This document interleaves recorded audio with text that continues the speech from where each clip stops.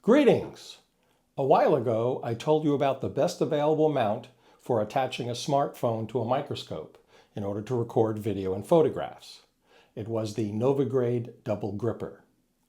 After using it for a month or so, I decided I'd rather use a dedicated camera on my microscope. I found it a little annoying to be constantly dismounting and remounting the phone. Having a camera permanently attached to the microscope, always ready to go, would be much more convenient.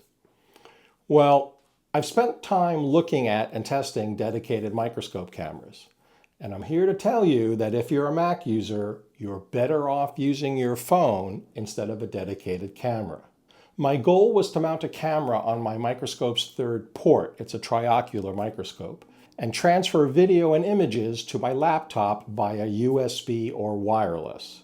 Now, I assumed that a USB camera would be cheaper than a wireless camera, but what the heck, maybe I would be surprised, so I kept wireless as a possibility.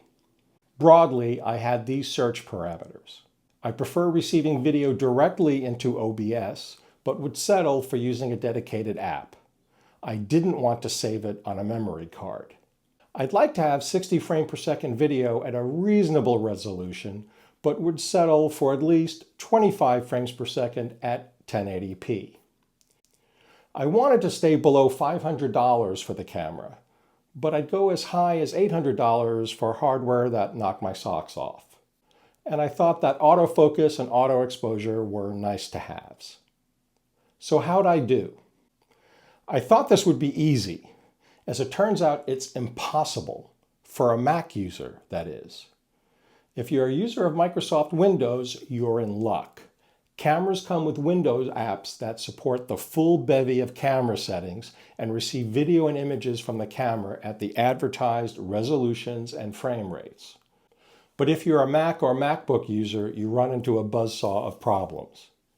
Some cameras don't advertise any Mac support. Or they advertise Mac support in one location in the product description, but say PC only at another location, which means it's a big fat maybe and Mac users are second-class citizens.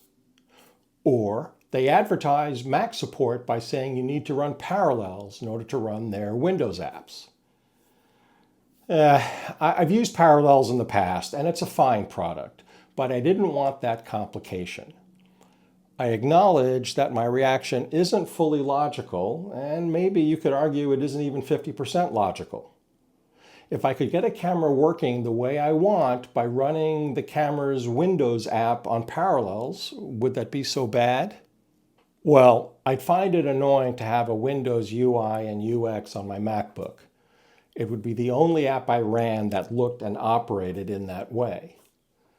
And I know from experience that occasionally a Parallels update would crash the app or require changing some of the app settings. That's not knocking the Parallels development team, that's just the way it always is with software. And then there's the subscription price for Parallels, which is $75 a year plus tax.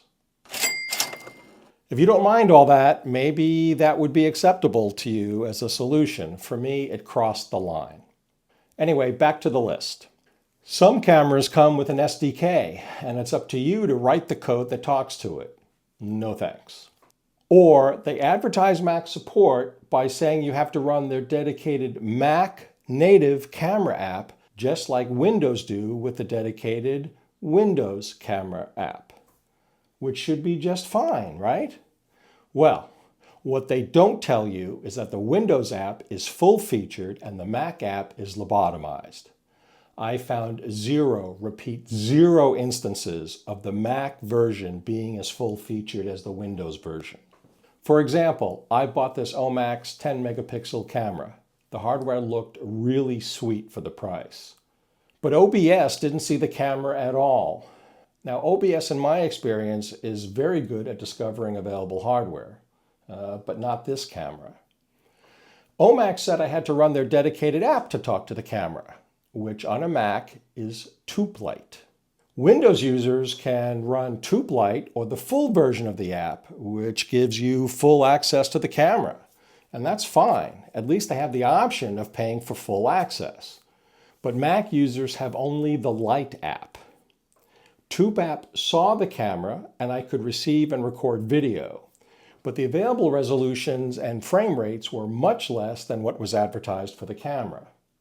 Only 3 resolutions, lowest to kind of a low-mid resolution, were available, and 15 frames per second was the maximum video rate at the minimum resolution.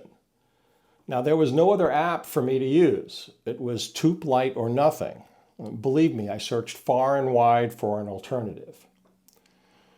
Now, as a side comment, I found 2 oddities in this price range that affects both Mac and Windows users. Every camera advertising USB-C really meant it had a USB-B receptacle, and this was a minor inconvenience. It meant I needed a USB-B to C cable to connect it to my laptop. Now, one camera came with a USB-B to A cable, which made no sense, so I bought my own B to C cable. If that's your transfer rate, why do you call it a USB-C camera?